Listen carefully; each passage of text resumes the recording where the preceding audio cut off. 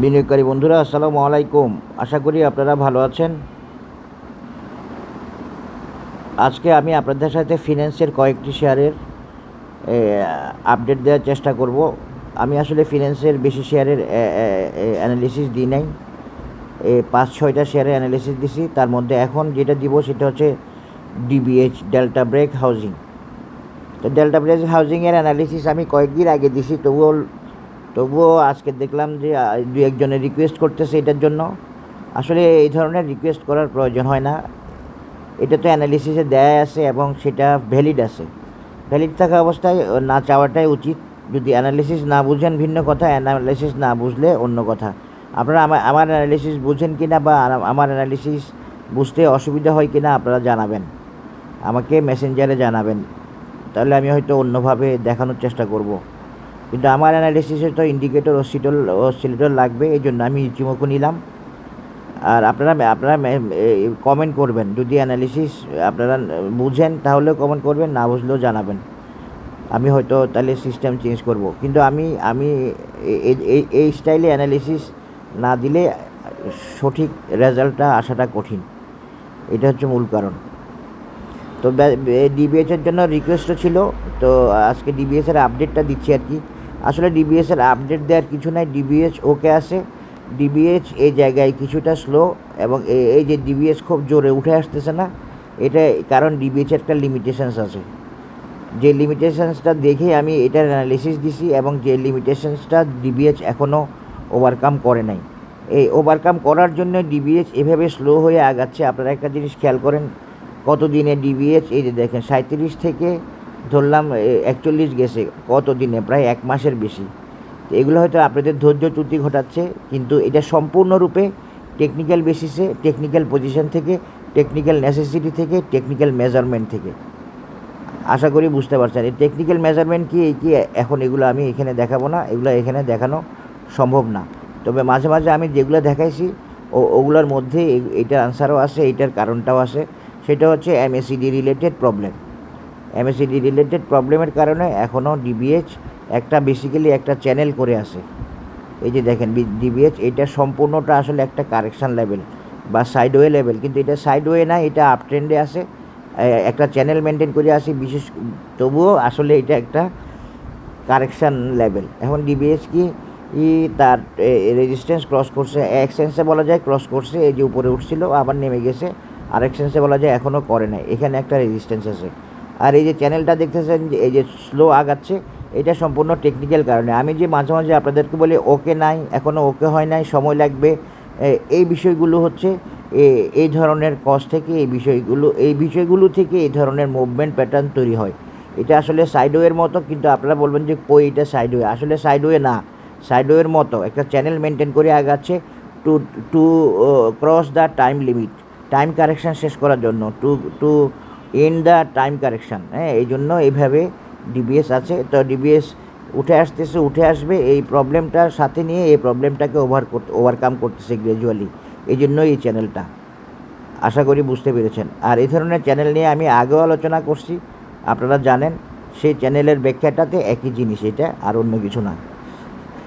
এখন দেখেন ডিবিএচের আমি আগে কি অ্যানালিসিস দিছি, এখন আবার আমার সেটা মনে নাই। তো আমি এখন ডিবিএচের একটা অ্যানালিসিস দিব, যেটা আপনাদেরকে নতুন টার্গেটও দিতে পারে বা আগেরটাও দিতে পারে, আমি জানি না কত কোনটা সেটা।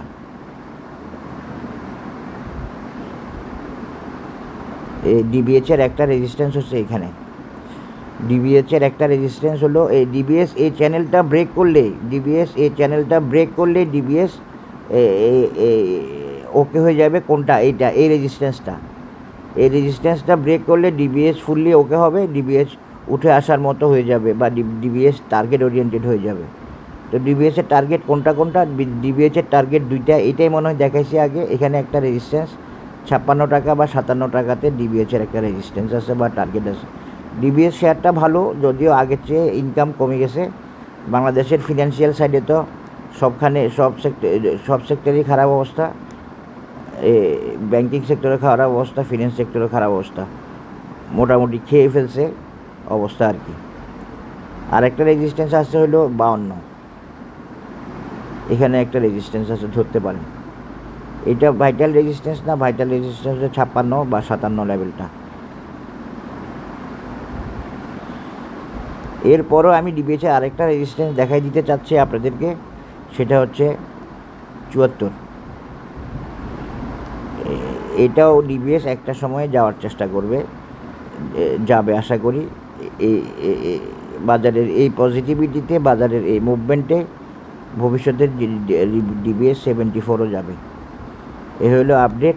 ডিবিএসের রেজিস্ট্যান্স দেখে নেন, একটা হলো এটা ক্রস করতে হবে 41, তারপরে হচ্ছে 46, তারপরে একটা রেজিস্ট্যান্স হচ্ছে 52, আরেকটা হচ্ছে 57 বা 56। এরপরে লং টার্ম টার্গেটে পরে হচ্ছে 74 টাকা। আশা করি বুঝতে পেরেছেন। আর ডিবিএস কেন এইভাবে আগাচ্ছে, কেন স্লো, সেটা ক্লিয়ার করে দিলাম। আশা করি আপনারা বুঝতে পেরেছেন। তো এখানে শেষ করতেছি ডিবিএসের অ্যানালিসিস। সবাই ভালো থাকবেন। এখন আমি একটু দেখি ওই যে একসাথে আমি ন্যাশনাল হাউস ফিন্যান্সটা দিব। ফিন্যান্স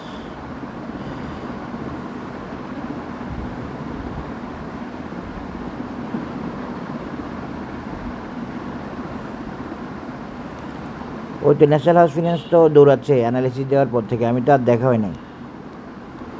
ন্যাশনাল হাউস ফিন্যান্স তো ওকে হয়ে গেছে দেখতেছি, বুলিশ।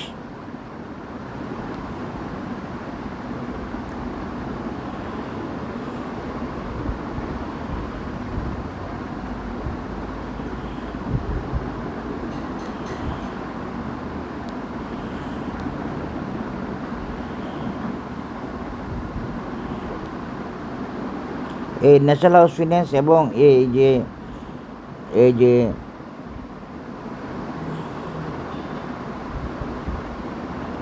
আইপিডিসি, এগুলো তো সুপার করতেছে অ্যানালিসিস দেওয়ার পর থেকে।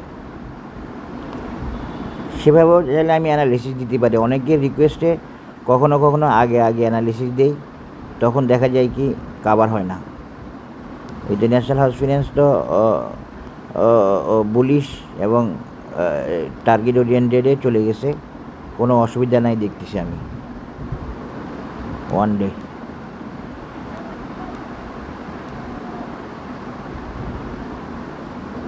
তো national house finance by signal bullish, up trend, MACD cross over, by signal, up trend, bullish, সব কিছুই ওকে আছে ন্যাশনাল হাউস ফিন্যান্সের। এখন ন্যাশনাল হাউস ফিন্যান্সের আমি বেশি কিছু দেখাবো না, আগে একবার দেখাইছিলাম, এখন আমি 2-3টা রেজিস্ট্যান্স দেখাই দিই, বা 2টা রেজিস্ট্যান্স দেখাই দিই। আগে একভাবে দেখাইছিলাম, এখন আরেকভাবে দেখাচ্ছি, এটা হলো পার্থক্য। এই যে আমি এই ফিবোনাসি দেখাচ্ছি, এই ফিবোনাসিকে বিভিন্নভাবে দেখানো যায়, এটা মনে রাখবেন, বিভিন্ন মেজারমেন্টে দেখানো যায়, আপনারা হয়তো জানেন না সবাই। তো সেক্ষেত্রে আমি এভাবে দেখাচ্ছি, এই মেজারমেন্ট থেকে দেখাচ্ছি। সেটা কেন দেখাচ্ছি, সেটা আমার ক্যাপাসিটি থেকে, আর অন্য কিছু না। আমি যেটাকে বেটার মনে করতেছি আমার মেজারমেন্ট ক্যাপাসিটি থেকে, সেটাকে দেখাচ্ছি। ন্যাশনাল হাউস ফিন্যান্সের একটা রেজিস্ট্যান্স হচ্ছে 49-50 এই লেভেল। আরেকটা রেজিস্ট্যান্স হলো এই 38, তা আপাতত 38 টার্গেট ধরি ট্রেড করলে ভালো হবে। আরেকটা রেজিস্ট্যান্স এখনও ক্রস করে নাই, ক্রস করার পথে 0.618 লেভেলটা, এইটার এই রেজিস্ট্যান্সে এসে থামছে। এই 3টা রেজিস্ট্যান্সই ন্যাশনাল হাউস ফিন্যান্সের ভাইটাল রেজিস্ট্যান্স বা ভাইটাল টার্গেট। একটা হলো 31, একটা হচ্ছে 38, একটা হচ্ছে 49। তবে এই ক্ষেত্রে এইটা একটা ভাইটাল রেজিস্ট্যান্স হিসেবে আপনারা ধরে নেবেন। অথবা আরেকটা রেজিস্ট্যান্স দেখাই দিচ্ছি ন্যাশনাল হাউস ফিন্যান্সের, এটা 43 টাকা। এই দুইটাকে আপনারা ভাইটাল হিসেবে ধরে নেবেন। এখনই হয়তো 49 নাও যেতে পারে, বাধা পড়তে পারে, যাওয়া কঠিন হতে পারে ন্যাশনাল হাউস ফিন্যান্সের এই টার্গেটটা। তো এখন দেখেন আমি এটাকে প্যাটার্ন দিয়ে দেখাই দিই, তাহলে আপনারা আরও কনফার্মেশন পাবেন। যেটা আমি আগে দেখাইছি খুব সম্ভবত এই ক্লাসিক সি হর্স প্যাটার্ন, এটা ক্লাসিক সি হর্স প্যাটার্ন দিয়ে ন্যাশনাল হাউসের টার্গেট হচ্ছে 49 টাকা বা 50 টাকা। আশা করি বুঝতে পেরেছেন। 3টা রেজিস্ট্যান্স, একটা ক্রস করতে হবে, এইটা প্রথমটা, তারপরে হলো 38, তারপরে হলো 43, এরপরে 50। তা আশা করি আপনারা বুঝতে পারছেন। ন্যাশনাল হাউস ফিন্যান্স আপনারা খেয়াল করে দেখেন, আপনারা শেয়ার করবেন আমার সাথে, কমেন্ট করবেন। আমি সব কমেন্ট পড়ার চেষ্টা করি, আপনাদের কমেন্টকে আমি ভ্যালু দেওয়ার চেষ্টা করি। যেগুলোর অ্যানালিসিস দরকার না, যেগুলো অ্যানালিসিস দেওয়া যাবে না, সেগুলো আমি দিই না, সেগুলো আমি দিব না, এটা আপনারা বুঝে নেবেন। আর অনেকে আমার ফোন নম্বর খোঁজে, আমার ফোন নম্বরটা বিভিন্ন পোস্টে আসে, আমি শেয়ার করা আছে, তবুও আপনারা খুঁজে পান না, এই আর কি। তো আজকে শেষ করলাম এখানে। ধন্যবাদ। আসসালামু আলাইকুম।